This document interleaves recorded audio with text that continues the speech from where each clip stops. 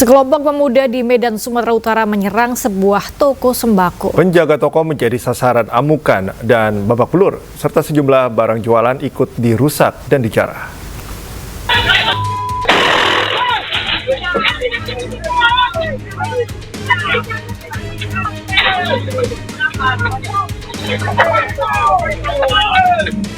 Kamera pengawas atau CCTV merekam detik-detik sekelompok pemuda menyerang sebuah toko sembako yang berada di Jalan Karya, Medan, Sumatera Utara, Jumat dini hari. Dalam rekaman, belasan pemuda yang menggunakan jaket dan helm tiba-tiba datang dan langsung menyerang. Penjaga toko dan seorang pembeli tunggang langgang menyelamatkan diri. Namun para pelaku tetap mengejar hingga ke areal kamar tempat pegawai beristirahat. Seorang pekerja yang sedang tertidur pulas pun tidak luput dari serangan pemuda dan babak belur usai dipukuli beramai-ramai. Kamar yang ditempati penjaga pun turut dirusak oleh gerombolan pemuda tersebut. Usai pukuli pembeli dan penjaga toko, kelompok pemuda pun kabur setelah menjarah sejumlah barang dan mengacak-acak barang dagangan. Akibat peristiwa ini, korban mengalami luka dan telah membuat laporan ke polisi. Mata ini semalam nih bengkak kali nih, bengkak kali, ini bengkak semua nih. Udah visum bang? Udah visum. Udah buat laporan juga berarti ya? Di Polsek Medan Barat. Sementara toko juga mengalami kerugian senilai 5 juta rupiah akibat penjarahan dan kerusakan barang dagangan. Dari Medan, Sumatera Utara, Ahmad Ridwan Nasution, iNews melaporkan. Satreskrim Polres Tangerang Selatan akhirnya menangkap pelaku pencurian uang puluhan juta rupiah di sebuah SPBU di Bintaro beberapa waktu lalu. Mirisnya, pelaku ternyata adalah mantan manajer SPBU tersebut. Dengan menggunakan atribut ojek online, pelaku menodongkan senjata yang dibawanya ke arah dua penjaga SPBU di kawasan Bintaro, Tangerang Selatan, Banten. Selain menyandera penjaga SPBU, pelaku yang beraksi seorang diri juga mencuri uang hasil penjualan bensin senilai lebih dari 50 juta rupiah.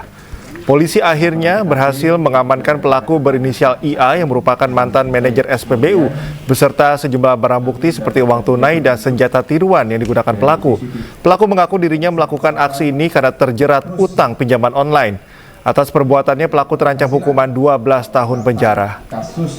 Telah kita amankan berinisial IA, laki-laki berusia 34 tahun. Ini adalah pernah bekerja di tempat kejadian perkara ini, yaitu di SPBU Shell Bintaro. Periode tahun 2016 sampai dengan tahun... Jebolnya tanggul yang ada di sepanjang Sungai Krian di kawasan Ciremai Raya, Kalijaga, Cirebon, Jawa Barat jebol. Tingginya curah hujan membuat debit air meluap dan mengakibatkan banjir di sejumlah kelurahan dan kecamatan. Ayah! Mobil! Ayah, mobil! Ayah! Ayah, awas ayah! Mobil! Sakit!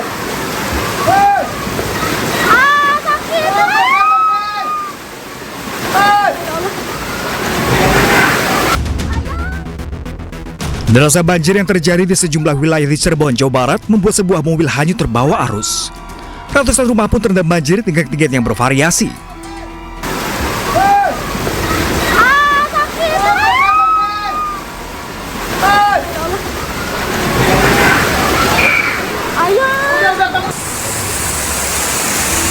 Tak hanya rumah, beberapa fasilitas umum juga terendam banjir seperti kantor kecamatan dan kelurahan. Oke, Sutarja, Cirebon banjir, ya, Cirebon banjir. Oke, sebagian warga sudah mengungsi. Kondisi terparah di kawasan Perumnas Ciremai Raya, Kalijaga, di mana ketinggian air hingga mencapai 1 meter. Sepanjang derajat Krian dan sampai ke Kesunean, banjirnya cukup tinggi dan kemudian debit airnya sudah melampaui tanggul yang ada di sepanjang sempadan sungai di kota Cirebon. Ini cukup berbahaya dan karena memang air sudah masuk warga. Kita lihat ke sana bahwa air sudah masuk ke rumah warga dan beberapa warga sudah kami evakuasi dan beberapa mengevakuasi diri karena memang ini sudah cukup berbahaya. Tanggul yang ada sudah tidak dapat menampung kembali debit air yang terjadi. Tercatat sejumlah kawasan seperti Kasepuhan, Derajat, Kesunean, dan Lemah Wungkuk direndam banjir kiriman. Banjir terjadi diduga karena tingginya curah hujan sehingga debit air Sungai Krian meluap. Luapan air menyebabkan tanggul di sepadan jalan jebol, hingga saat ini belum ada laporan adanya korban jiwa. Dari Cirebon, Jawa Barat, Miftahudin, iNews melaporkan. Hujan deras yang mengguyur kota Bandar Lampung membuat sejumlah wilayah terendam. 2 orang dilaporkan meninggal dunia.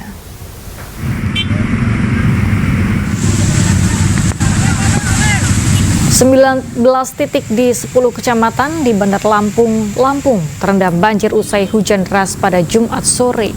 Kondisi terparah ada di Kecamatan Panjang dan Teluk Betung Selatan. Bahkan di Kelurahan Wailuni, Kecamatan Panjang, seorang warga tewas tersengat listrik saat membantu evakuasi tetangganya. Sementara di Kelurahan Pahoman, Kecamatan Teluk Betung Selatan, seorang warga tewas setelah terseret arus sungai. Kita masih dalam pendataan lah. Tapi yang baru kita dapat terima laporan itu baru 2 karena tersengat sama kanyut yang sekarang lagi dicari oleh tim terkait. Ada Basarnas, ada PMI, ada BPBD, ada Damkar, semua sudah ada.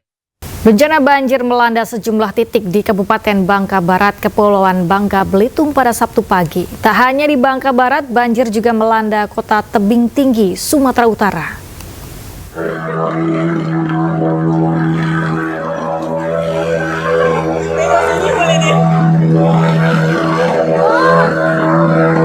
Curah hujan tinggi menyebabkan banjir pada sejumlah titik di Kabupaten Bangka Barat, Provinsi Kepulauan Bangka Belitung. Setidaknya ada 3 kecamatan, yakni Kecamatan Parit 3, Mentok, dan Kecamatan Jebus yang terdampak banjir pada Sabtu pagi. Akibat banjir hingga Sabtu siang sejumlah ruas jalan tidak bisa dilewati dan pasar Parit 3 terpaksa ditutup. Namun tak sedikit pengendara nekat menerobos banjir yang memiliki ketinggian rata-rata sepaha orang dewasa. Sejumlah titik di Kecamatan Parit 3 menjadi langganan banjir apabila hujan lebat terjadi. Oleh karena itu, warga meminta pemerintah mencari solusi untuk menanggulangi banjir tersebut. Ya mudah-mudahan pemerintah ya insya Allah kalau masalah banjirnya bagaimana sih solusinya kan, kita pedagang nih semua ngeluh nih. Ngeluh ya? Karena boleh duit malah rugi nih. Ya enggak. Kalau banjir macam nih.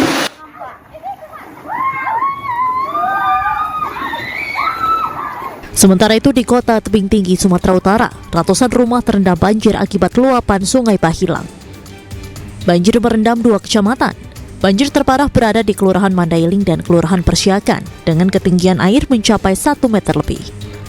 Seluruh aktivitas warga pun terganggu akibat banjir yang melanda wilayah ini. Diketahui air mulai menggenangi rumah dan jalan sejak Jumat sore sekitar pukul 18.00 waktu Indonesia Barat dan meluap hingga Sabtu pagi. Banjir kali ini merupakan yang pertama di tahun 2025. Sungai Bahilang meluap akibat hujan di hulu dan hujan lebat yang mengguyur kota Tebing Tinggi. Dari Bangka Barat, Bangka Belitung, dan Tebing Tinggi, Sumatera Utara, tim liputan iNews melaporkan. Pemirsa, petugas kembali mengevakuasi korban kebakaran Glodok Plaza, Jakarta Barat. 1 jasad korban berhasil ditemukan dan langsung dibawa ke Rumah Sakit Polri, Jakarta Timur pada Sabtu sore. 1 jenazah pemirsa ditemukan dalam kondisi sudah tidak utuh, sehingga kini total sudah ada 8 jenazah yang telah dievakuasi petugas. Proses evakuasi terkendala area bangunan yang cukup luas dan banyaknya material bangunan yang mudah roboh sehingga membahayakan petugas. Pencarian korban akan dilanjutkan kembali setelah pembersihan bangunan selesai dilakukan. Adapun durasi pencarian korban ditargetkan dilakukan dalam sepekan. Kami menyusuri ini kolaborasi gabungan Sargab ya, didampingi oleh pengelola gedung Pak Abraham ya, Pak Abraham yang tahu persis medan dan denah bangunan. Baik, kisaran di pukul 3:30 ya, 3:30 atau jam 15.30 di lokasi kitchen food itu. Ya serpihan lah gitu, tapi bersama DVI tadi langsung dimasukkan 1 kantong, nanti akan diperiksa lebih lanjut di RS Polri. Bisa diperjelas terkait dengan serpihan yang tadi Anda sebutkan? Ya, ada indikasi gigi dan ada indikasi potongan daging dan kulit. Jadi memang posisinya sudah tidak utuh. Jadi masih di kisaran itu. Gitu. Artinya ini bisa saja bagian dari penemuan sebelumnya, Pak? Beda tempat. Oh, di beda tempat. Jadi ini karena kemarin melakukan penyisiran, kita masuk dari depan sini, tadi kita mencoba masuk dari belakang dalam satu lantai 8 yang sama. Cuman kemarin kita temukan, kita menyisir dari tangga darurat depan ini, tadi kita dari belakang. Maka kita tadi turun dari belakang. Jadi berlawanan. Jadi yang ada kemungkinan yang belum disisir oleh teman-teman yang sebelumnya. Makanya tadi temukan. Kalau pencarian sendiri akan dilakukan lagi hari ini atau nanti akan dilanjutkan besok hari, Pak? Nah, sebenarnya tadi ada kesepakatan, ada petunjuk dari pimpinan. Ini tadi kan sempat kita hentikan kan, mengingatkan struktur dari bangunan itu kan udah panas sekian, itu tentu membahayakan bagi kita tim penyelamat.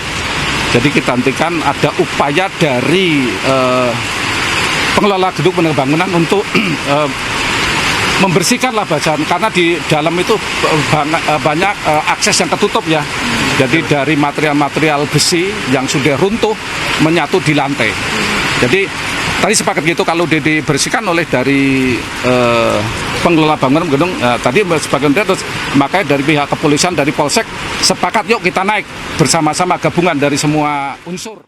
Kembali di Ainis Pagi, pemirsa, setelah melakukan pencarian selama 2 hari, akhirnya Tim SAR Jakarta menemukan mobil yang ditumpangi Purnawirawan Jenderal yang tenggelam di laut kawasan Pelabuhan Marunda, Cilincing, Jakarta Utara. Mobil itu diangkat dan tidak ditemukan korban lain di dalamnya.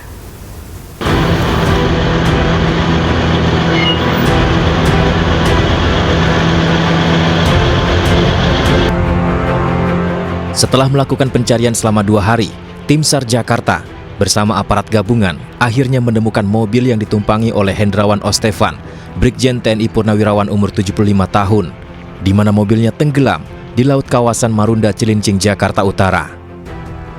Tim SAR menggunakan 3 buah perahu dan 13 penyelam untuk melakukan pencarian mobil tenggelam. Setelah ditemukan, mobil minibus ini lalu dievakuasi menggunakan alat kren ke dermaga.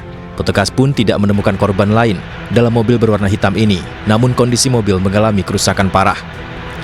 Pencarian sempat terkendala dengan ombak dan arus bawah laut yang sangat kuat. Pencarian sudah hari ketiga, hari pertama dan hari kedua itu kami terkendala dengan ombak dan juga arus bawahnya yang kuat ya, berarti cuaca memang menjadi kendala, dan hari ini memang lautnya sangat tenang sehingga kita bisa menyelam dengan bisa lebih maksimal, sehingga dengan tadi dimulai jam 8.55 sudah menemukan objek tersebut. Artinya kurang dari 1 jam sudah ditemukan gitu? Ya. Sebelumnya diberitakan jenazah Brigjen TNI Purnawirawan Hendrawan Ostefan ditemukan di kawasan Laut Marunda. Petugas kemudian melakukan pemeriksaan CCTV dan terekam mobil yang dikendarai korban melaju ke arah laut dan tenggelam. Dari Jakarta, Helmi, iNews melaporkan.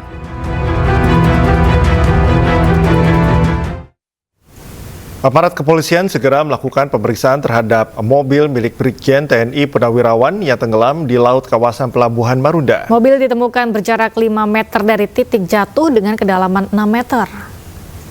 Telah ditemukan mobil yang diduga dikendarai oleh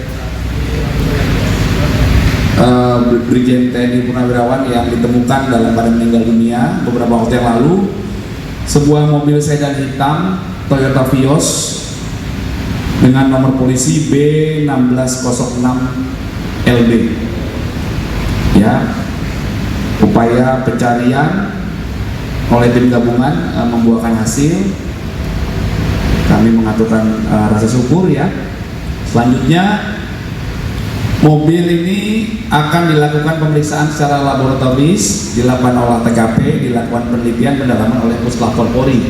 Ya, tadi tim gabungan yang menemukan adalah dari Basarnas, didukung dan di backup oleh rekan-rekan dari Direktorat Polair Polda Metro Jaya serta Polres.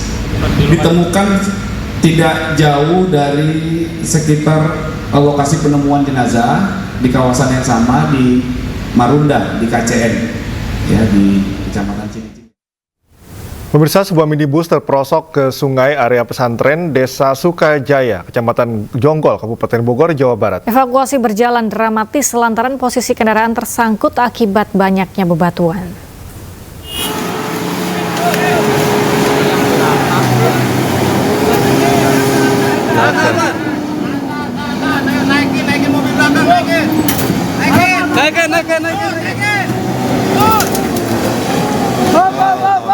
Petugas unit Gakum Satlantas Polres Bogor beserta tim Rescue Damkar Kabupaten Bogor berupaya mengevakuasi sebuah minibus yang terperosok ke sungai setinggi 3 meter di area Pondok Pesantren Desa Sukajaya, Kecamatan Jonggol, Kabupaten Bogor, Jawa Barat. Peristiwa kecelakaan itu berawal saat pengemudi mobil yang hendak memarkirkan mobilnya diduga hilang kendali hingga terjun ke sungai. Banyaknya bebatuan dan tanah yang licin membuat petugas gabungan kesulitan mengevakuasi mobil tersebut. Setelah berjibaku selama 2 jam, mobil tersebut berhasil dievakuasi tim gabungan dengan menggunakan derek mobil unit Gakum menggunakan tali. Beruntung atas kejadian ini tidak ada korban jiwa maupun luka. Untuk korban tidak ada, hanya kerugian atau kerusakan kendaraan tersebut. Jadi pengemudi saat parkir kendaraan tidak dapat mengendalikan laju kendaraan, kemudian terperosok atau terjatuh ke sungai. Kini kasus kecelakaan tersebut telah ditangani oleh unit Gakum Satlantas Polres Bogor. Pihak kepolisian menghimbau kepada masyarakat agar berhati-hati saat berkendara agar meminimalisir kecelakaan. Dari Kabupaten Bogor, Cahyat Supriyatna, iNews melaporkan.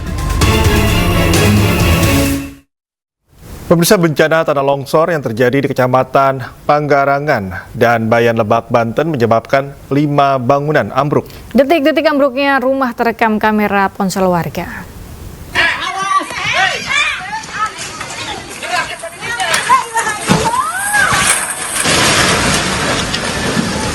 Oh, itu betul.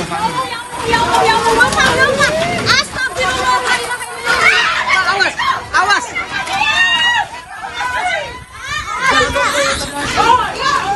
Hujan deras yang menerjang wilayah Kabupaten Lebak, Banten menyebabkan terjadinya bencana longsor. Longsor terparah terjadi di Kecamatan Panggarangan dan Kecamatan Bayah, Lebak, Banten.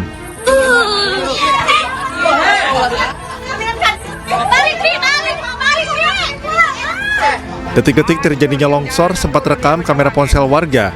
Waduh, dak. Wah, awas, hati-hati. Masya Allah. La ilaha illallah. Kejadian longsor ini pun membuat panik warga. Turun, awas. Allahu Akbar. Sementara satu warung kopi di pinggir jembatan 2 Bayah ambruk seketika akibat pergerakan tanah. Dari data pihak Kecamatan Panggarangan mencatat sebanyak 4 rumah yang rusak akibat longsor. Menurut warga, sejak Sabtu malam hujan terus mengguyur sejumlah wilayah di Lebak. Akibatnya beberapa rumah terkena longsor. Warga juga khawatir meluapnya sungai Cimadur membuat jembatan 2 ambrol terkena aliran sungai. Nah, ketika misalkan ini sampai melebar ke sana, ya, apa gimana caranya? Ya, paling pulang dikosongin dulu, sementara tunggu kondisi aman. Ada perasaan takut nggak Pak ketika lihat begini? Maka was-was saya Pak, was-was saya untuk melintas jembatan ini. Ini panjang jembatan kira-kira berapa meter Pak? Ada ya 35 meter. Tak ada korban jiwa dalam peristiwa ini, namun kerugian material akibat banjir mencapai lebih dari 500 juta rupiah. Dari Lebak, Banten, Iskandar Nasution, iNews melaporkan.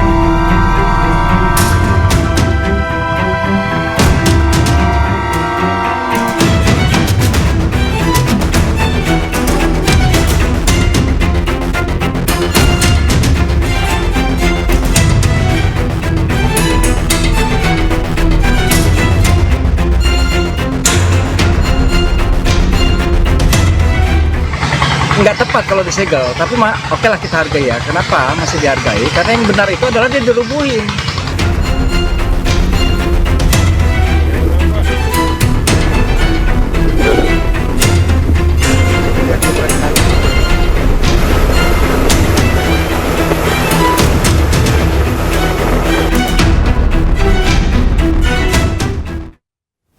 Pemirsa, pagar laut sepanjang 30,16 km di pesisir utara Kabupaten Tangerang, Banten akhirnya dibongkar TNI Angkatan Laut bersama sejumlah nelayan. Pembongkaran dilakukan bertahap dan diperkirakan selesai dalam waktu 10 hari. Sempat viral dan dinilai mengganggu aktivitas nelayan, pagar laut sepanjang 30,16 km di pesisir utara Kabupaten Tangerang, Banten akhirnya dibongkar. Lebih dari 600 personel TNI Angkatan Laut dikerahkan, dibantu sejumlah warga yang berprofesi sebagai nelayan. Pembongkaran ditargetkan 2 km per hari dan diperkirakan akan selesai dalam waktu 10 hari. Panjang pagar yang membentang di 16 desa dan 6 kecamatan dan kondisi cuaca yang bergelombang menjadi kendala pembongkaran. Sepertinya tidak mungkin kalau 30 km itu akan kita laksanakan dalam 1 hari. Ya, kita akan atur mekanismenya, minimal target saya hari ini 2 km. Seperti yang saya sampaikan tadi, kesulitan kita lebih mudah menanam daripada mencabut. Ya, apalagi kalau yang sudah ditanam ini sudah jangka waktu sampai berbulan-bulan, itu akan lebih menyulitkan kita untuk pencabutan. Tapi target kita hari ini minimal 2 kilo bisa kita cabut. Pembongkaran pagar ini atas perintah Presiden Prabowo untuk memberikan akses dan kenyamanan bagi nelayan ketika sedang pergi melaut. Dari Kabupaten Tangerang, Banten, Tim Liputan iNews melaporkan. Pemirsa, pagar laut juga ternyata ada di Pelabuhan Paljaya, area alur laut Tarumajaya, Kabupaten Bekasi. Setelah disegel KKP, pihak pembangun pagar laut menegaskan sudah memiliki izin dari pemerintah Provinsi Jawa Barat.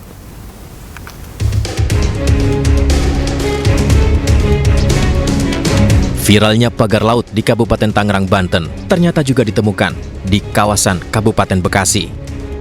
Pasca dilaporkan, pagar laut di Pelabuhan Ikan Paljaya Tarumajaya, Kabupaten Bekasi, Jawa Barat disegel oleh Kementerian Kelautan dan Perikanan. Namun pihak PT Tunas Ruang Pelabuhan Nusantara (TRPN) sebagai perusahaan proyek yang sedang membangun di perairan Tarumajaya menegaskan mereka justru telah memiliki izin dari pemerintah Provinsi Jawa Barat untuk membangun pelabuhan dengan memasang terlebih dahulu pagar laut. Antara perjanjian bersama antara Provinsi Jawa Barat dengan klien kami, yang diantaranya adalah kami diminta untuk membangun sarana dan prasarana pelabuhan yang ada di DKP, yaitu sarana toko-toko, perbaikan jalan, kemudian pembangunan kantor DKP. Kemudian klien kami akhirnya menyerahkan semua energi keuangannya untuk membuat pelabuhan. Bahwasanya ini sudah dikeruk, tentunya ada yang namanya pagar-pagar. Dan pagar-pagar ini juga atas permintaan dan persetujuan dari DKP. Karena perintah dari DKP Jawa Barat begitu dari Bekasi ya. Jadi dikerjakan itu. Nah, ketika ini sedang mengerjakan, datanglah surat komplain dari KKP. Kenapa kalian bekerja? Loh, kami bekerja kan bukan karena perintah kami sendiri, tapi karena perintah dari pemerintah Provinsi Jawa Barat. Berdasarkan apa-apa yang mereka sudah tuliskan kepada kami. Meski begitu, pagar laut di Pelabuhan Ikan Paljaya Tarumajaya, Kabupaten Bekasi, Jawa Barat tetap disegel pemerintah hingga saat ini. Dari Kabupaten Bekasi, Jawa Barat, Ahmad Jauhari Lutfi, iNews melaporkan. Beralih ke informasi lain, pemirsa, puluhan pemilik unit yang disewakan di Eden Hotel di kawasan Jalan Kartika Plaza, Kuta Bali menggeruduk manajemen hotel. Para pemilik unit menyatakan manajemen hotel menguasai tanpa hak.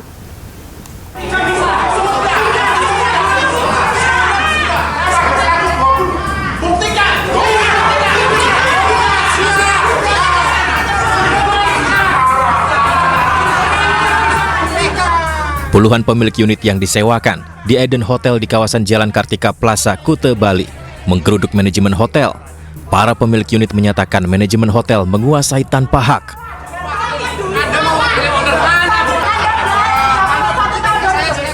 Para pemilik unit datang membawa spanduk dan berorasi di lobi hotel menyatakan kekecewaan mereka terhadap pengelola Hotel Eden. Pemilik unit melakukan pengamanan terhadap sejumlah aset bersama seperti pemadaman air, listrik, kantor, dan jaringan internet. Itu kontrak pengelolaan itu sudah berakhir pada bulan Desember 2023. Sudah berakhir. Tapi mereka tidak mau menyerahkan. Bahkan mereka menggugat di Bani. Ya, di Bani. Mereka yang gugat karena pasti kepingin diperpanjang. Padahal para pemilik unit itu tidak mau memperpanjang karena selama 10 tahun sampai tahun 2023 banyak yang komplain, banyak yang protes karena tidak pernah transparan tentang pengelolaannya. Jadi tidak ada yang mau memperpanjang. Niatnya ibu bapak itu apa datang ke sini? Silakan. Karena selama 10 tahun kami tidak menerima apa yang jadi bagian dan hak. Perjanjian PT EKM terhadap Kondotel di Eden, Kute telah selesai sejak Desember 2023 lalu. Namun pemilik unit enggan memperpanjang kontrak kembali karena pembagian hasil yang jauh dari pendapatan per tahun. Akibat hal tersebut, manajemen hotel kini terkesan mempersulit pemilik unit untuk beraktivitas di unit mereka. Selama ini yang dia bilang ada kantor PPL, saya tidak mengakui kantor itu dulu saya berikan, Pak. Kita bicara baik-baik. Tapi setelah perjalanan waktu ternyata dia sini kok begitu hasilnya. Iya kan? Saya ini kan saya juga harus mengamankan operasional hotel. Para owner unit berharap PT EKM mengembalikan hak mereka dengan menyerahkan hak pengelolaan Eden Hotel kepada mereka berdasarkan putusan gugatan di Badan Arbitrase Negara Indonesia yang dimenangkan oleh para pemilik unit. Dari Badung, Bali, Indira Ari, iNews melaporkan. Kita ke informasi selanjutnya. Sekjen PDIP Hasto Kristianto mengungkapkan mengenai persiapan dirinya menghadapi gugatan pra-peradilan yang ia ajukan setelah ditetapkan sebagai tersangka oleh KPK pada kasus suap Harun Masiku. Saat ditemui di pagelaran wayang perayaan HUT PDIP ke-52, Hasto menyatakan bahwa banyak pakar yang siap membantunya dalam upayanya untuk memperjuangkan keadilan pada kasus suap Harun Masiku. Diketahui sidang pra-peradilan pertama Hasto akan digelar pada Selasa 21 Januari 2025 mendatang. Hasto menambahkan bahwa ia akan kooperatif dengan KPK terkait jadwal pemanggilan berikutnya. Prinsipnya kami kooperatif. Kami sebagai partai politik yang menjunjung tinggi supremasi hukum. Sehingga ketika saya diundang pun saya datang, ketika ada beberapa pertanyaan saya jawab dengan sebaik-baiknya, dengan sejujur-jujurnya, karena komitmen di dalam mengikuti seluruh proses hukum yang dilakukan oleh aparat penegak hukum itu menjadi komitmen dari seluruh kader PDI Perjuangan. Pemirsa, publik menantikan pertemuan antara Presiden Prabowo dan Ketua Umum PDI Perjuangan Megawati Soekarno Putri. Meski belum dipastikan tanggalnya, namun pertemuan diharapkan segera terjadi.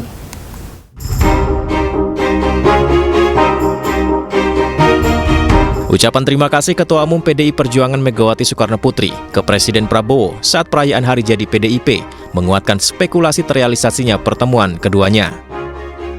Pertemuan Presiden Prabowo dan Megawati ini sangat dinantikan sebagai bentuk silaturahmi, diupayakan pertemuan segera terjadi. Apalagi Presiden Prabowo hingga saat ini sangat terkesan dengan masakan Megawati Soekarno Putri, yakni nasi goreng dengan berbagai variannya seperti nasi goreng ikan asin, ayam, dan kambing. Pak Prabowo dalam beberapa kesempatan sama kami menyampaikan bahwa masakan Ibu Mega yang paling beliau kenal memang nasi goreng. Ada nasi goreng ikan asin, ada nasi goreng ayam, ada nasi goreng kambing. Tiga-tiganya kata Pak Prabowo enak sekali. Pak Sudarto bilang kalau kemungkinan bisa aja bulan ini pertemuan pada Pak Prabowo dengan Bu Mega ini benar nggak Pak, atau ada ancang-ancang seperti itu? Saya berdoa mudah-mudahan bisa bulan ini makin cepat makin bagus. Apa sih Pak manfaat menurut Bapak harus bertemu secepat itu Pak? Manfaatnya begini, pemimpin orang Indonesia itu adalah orang-orang yang mengikuti gerak pemimpin. Kita semua adalah orang yang senang kalau pemimpin kita itu sering bertemu, sering bersilaturahmi, saling ngobrol bareng, meskipun yang diobrolin adalah hal-hal yang ringan. Sementara itu dari sisi PDI Perjuangan, meski belum ada kepastian kapan Presiden Prabowo dan Ketua Umum PDIP Megawati akan bertemu, diyakini pertemuan keduanya tidak akan membahas deal-deal politik, apalagi berkaitan dengan kasus yang menimpa Sekjen PDI Perjuangan Hasto Kristianto. Hubungan Prabowo Megawati sudah memiliki ikatan persahabatan dan perkawanan tersendiri yang sangat panjang. Meskipun kedua tokoh ini belum bertemu secara fisik, secara langsung, dan belum berkomunikasi secara langsung, namun keduanya memiliki sejarah persahabatan, perkawanan yang sangat panjang. Kalaupun nanti pertemuan itu terjadi, maka agenda-agenda yang akan dibahas adalah agenda kenegaraan dan kebangsaan, bukan terkait dengan deal-deal politik. Apalagi yang saya dengar, yang kami dengar, sudah ada spekulasi akan ada pembahasan soal kasus yang menimpa Sekjen PDI Perjuangan, Mas Hasto Kristianto, yang saat ini mengalami kriminalisasi dengan suatu perkara hukum. Jadi mungkinkah Prabowo dan Megawati akan segera bertemu di bulan ini? Tim Liputan iNews melaporkan. Kita beralih ke informasi lainnya, pemirsa. Panglima Komando Operasi Udara 2 Marsikal Pertama TNI Denia Solowan dikukuhkan sebagai warga kehormatan Divisi Infanteri 3 Kostrat dari Panglima Divisi Infanteri 3 Kostrat Maijen TNI Bangun Nawoko di Markas Divisi 3 Kostrat Kabupaten Goa, Sulawesi Selatan. Tradisi warga kehormatan Divisi Infanteri 3 Kostrat diawali dengan pengiringan warga kehormatan oleh pasukan tirai. Kegiatan pengukuhan merupakan bentuk penghargaan sebagai prajurit Divisi Infanteri 3 Kostrat atas dedikasi, kontribusi, serta perhatian yang diberikan dalam perkembangan dan kemajuan satuan. Panglima Divisi Infanteri 3 Kostrat Maijen TNI Bangun Nawoko mengatakan pengukuhan Panglima Komando Operasi Udara 2 Marsikal Pertama TNI Denia Solowan sebagai warga kehormatan Divisi Infanteri 3 Kostrat menjadi salah satu momen bersejarah. Marsikal Pertama TNI Denia Solowan dinilai telah menunjukkan komitmen yang tinggi dalam mendukung tercapainya kerjasama antara Angkatan Udara dan Angkatan Darat yang semakin erat.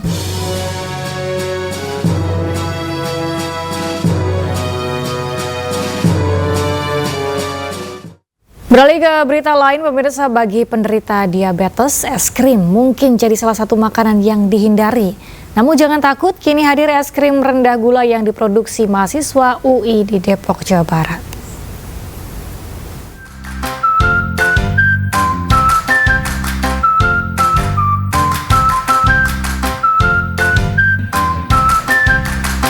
Maraknya kasus diabetes pada anak belakangan ini menjadi perhatian khusus bagi mahasiswa Universitas Indonesia. Mereka berinovasi membuat es krim rendah gula yang diklaim aman bagi penderita maupun penyintas diabetes. Proses pembuatannya pun sudah melalui proses penelitian yang dibantu para peneliti dari Fakultas Kesehatan UI. Ada 5 varian rasa yang dibuat oleh para mahasiswa, yakni coklat, vanila, blueberry pandan, dan mangga. Jadi Cocoa ini merupakan es krim terfortifikasi herbal pertama di Indonesia. Cocoa merupakan es krim yang dairy free, yang nggak pakai susu, sugar free, yang nggak pakai gula, dan juga terfortifikasi ekstrak daun jambu biji untuk bantu dalam menurunkan tekanan gula darah, terus menurunin kadar masuk dalam darah. Saat ini es krim ini juga sudah melewati uji lab di BPOM dan dipasarkan melalui daring. Dari Depok, Jawa Barat, Iyung Rizky, iNews melaporkan. Buat konten di depan rumah korban kebakaran di Los Angeles, Amerika Serikat, anggota DPR sekaligus konten kreator Uya Kuya diusir pemilik rumah. How people are taking pictures like if they were really affected. Uya Kuya diusir warga Amerika Serikat lantaran membuat konten dan foto-foto di puing kebakaran di Los Angeles. Momen ini dinilai kurang berempati di tengah duka para korban kebakaran dan tidak memahami apa yang dirasakan korban ketika kehilangan rumah akibat kebakaran serta harus berjuang untuk menata kembali rumah dan hidupnya. Dalam videonya, Uya Kuya dan istri terlihat sedang mewawancarai warga Indonesia yang tinggal di sana dengan latar rumah salah satu korban kebakaran.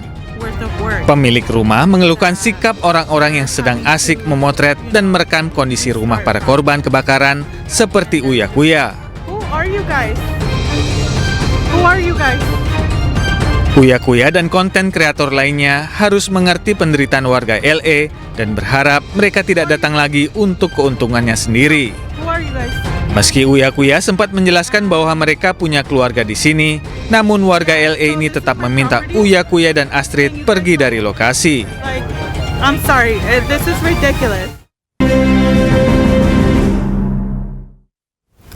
Cuaca dingin ekstrim dan angin kencang memaksa pelantikan Presiden Amerika Serikat Donald Trump dan wakilnya J.D. Vance digelar di dalam gedung Capitol Hill. Dan pemirsa, berikut laporan pimpinan redaksi iNews Aiman Wicaksono langsung dari depan gedung Capitol Hill, Washington DC, Amerika Serikat.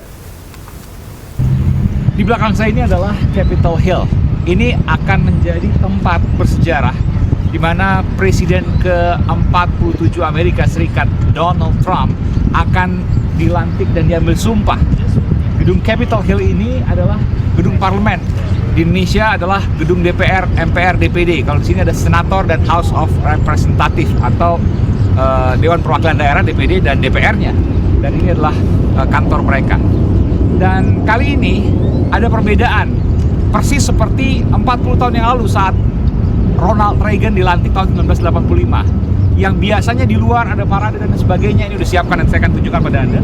Tapi kali ini dilantik di dalam karena ada hembusan angin Arktik dari kutub utara.